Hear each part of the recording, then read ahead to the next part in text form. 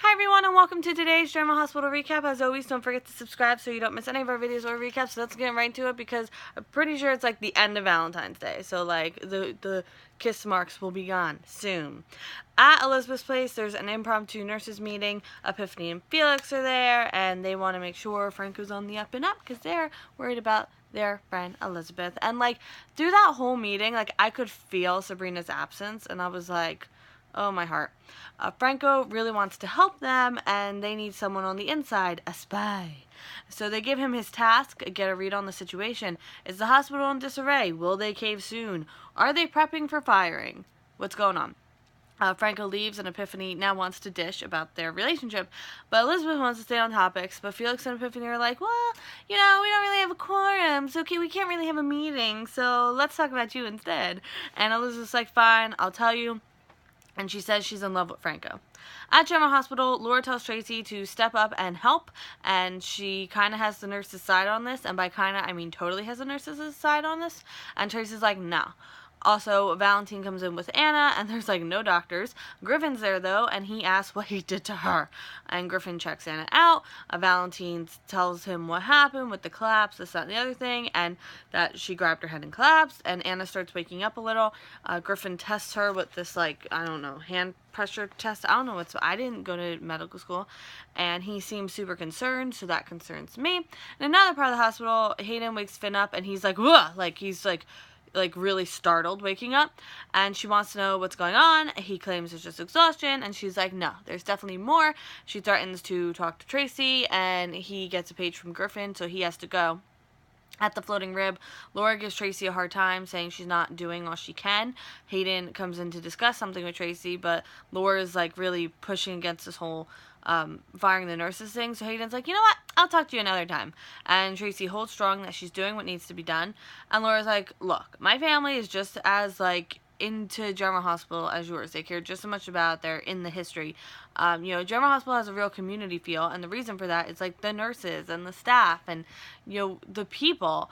And getting rid of the nurses is going to destroy the hospital. Like, it might still be there, but it's not going to have its heart. Like, they're the heart of the hospital. So will she get through to Tracy? And even if she does, will keeping all the nurses on help? Like, I mean, like, will it not be a detriment to, like, I mean, obviously, wait, I'm not phrasing this right. Obviously, having the nurses would be positive, but, like, the reason they're cutting the nursing staff, which seems like the last thing they want to do, was because they couldn't find anywhere else to cut. So, I'm just, like, I mean, I'd like none of the nurses to lose their jobs, obviously. At the MetroCorp, Maxie is like, Nathan, where are you? Because he's not there. At the penthouse suite, I think you know where he's going to be. Nathan goes to see Nina. He wants her and Maxie to compromise, and he wants her to see Maxie's side of it. Maxie sees her side. She may not agree with it, but she sees it. But Nina's just blinded by how upset Charlotte was. And Nathan says Maxie, like, grounds Crimson, and he asks for a second chance, like, as a gift to him, give Maxie a second chance. And Nina says that she loves Valentine, with or without Charlotte. It's not like, you know, she's with him just for Charlotte. Again, nobody really asked, but she feels like bringing that up. And she brings up Lulu and how Lulu's the one doing all of this. And I was like, Lulu's not even in the room right now. This is between you and Maxie. So if you need to bring Lulu into it to justify what you did to Maxie, then that's your issue. And he's like, look, listen, I want you in my life, but I need Maxie. You need to compromise here, you know, for him. And she's like, are you saying I'm gonna lose you? And I'm like, yes, say it, but like he doesn't. And then Maxie's at the door, and she thinks Nina summoned Nathan to get him on her side. And Maxie's unwilling to compromise now because she's like, she tried that and like, no. And Nina texts Valentine, and he says he's in the hospital. And Nina rushes them out, and she's, like, panicking, and I can't judge because I tend to panic, too. And Nathan says, call if you need anything, and then she grabs her stuff and rushes out. Back at General Hospital, Finn tells Valentine they found a... Wait, did I? One second. I might have... No, I didn't skip anything. They were fighting... Wait, one second. No, we're good. Okay, so Finn tells Valentine after Valentine, like, kind of prodded that they found a blood clot, but it's too soon to make a diagnosis. And then Valentine asks Griffin for, like, more comprehensive, and Griffin's like, nah. Finn takes Anna's blood, and he assures her everything's gonna be okay, and he winds up dropping the vial, and Griffin sees all of it. So Finn tells Griffin, that Brad's running the results now, and Griffin insists on knowing what's going on.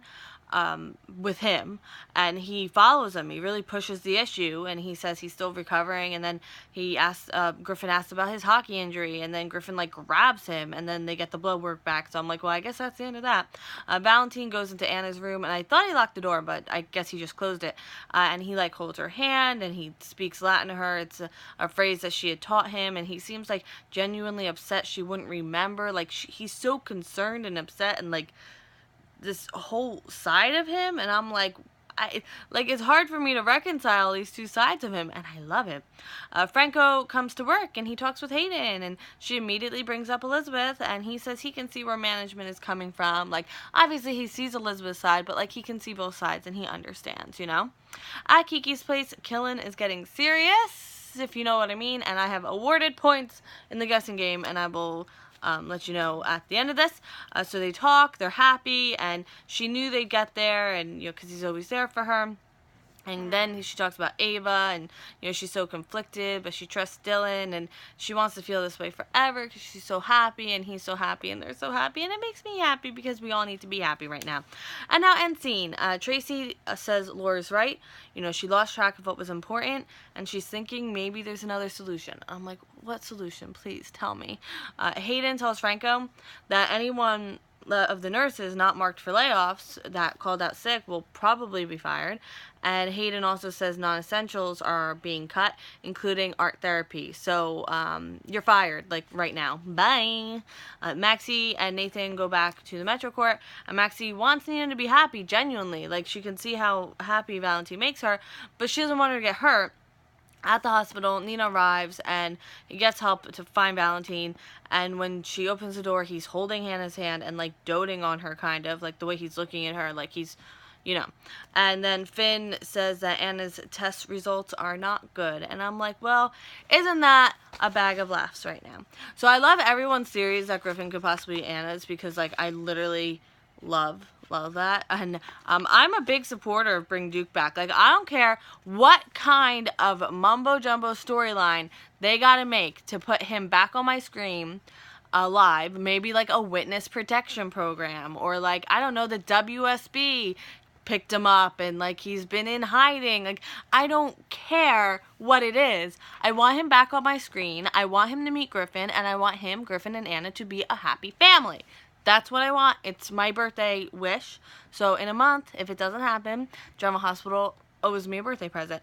But for the guessing game, which I'm going to put the guesses that are in the comments in here tonight. I just saw them. So I've awarded points to Night Girl 154 and Dreadful D for predicting that Killen would get serious on Valentine's Day. Technically still Valentine's Day in the show, so it counts. And, you know, like a week margin of error, or, you know, whatever I decide, because I am the master of the guessing game. But thank you so much for watching. I will see you tomorrow for more Drama Hospital. Look at me being on schedule, even though I'm tired, but I don't care. And I didn't have to have my microphone on because I finally got to cover my phone so I could take the plastic off because I'm weird. In any event, I think I'm done rambling now. I'm shooting in 1080, so my rambling's gonna put this up to like 2 gigs. So I will see you tomorrow for more Drama Hospital, and I hope you have a great day. Bye!